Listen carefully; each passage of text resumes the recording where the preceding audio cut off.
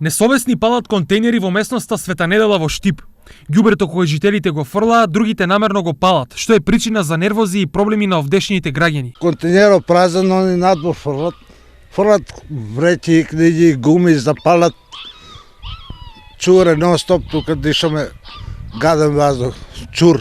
Ваквото несовесно однесување, освен за нервоза кај жителите, е причина и за чести интервенции на пожарната служба. Тие овде доаѓаат се почесто. Вечерта имам 2 пати звонето на пожарна, доваѓат пожарна, гасе го, ама џабе. Значи утрето па ѓубре пун, па палат.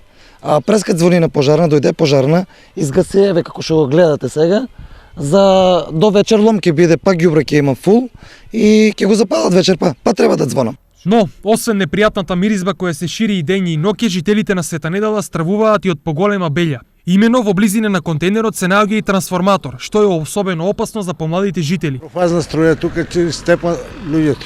Страшно е, децата минат, има струја тука, а ја сега гасија, од тоа струја може некој деца да заглаве тука.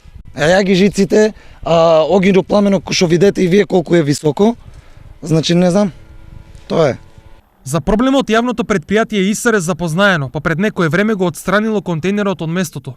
Но на истата локација се створила депонија, па контейнерот бил вратен назад. Во случајов решението не е во институциите, туку во свеста на одредени граѓани.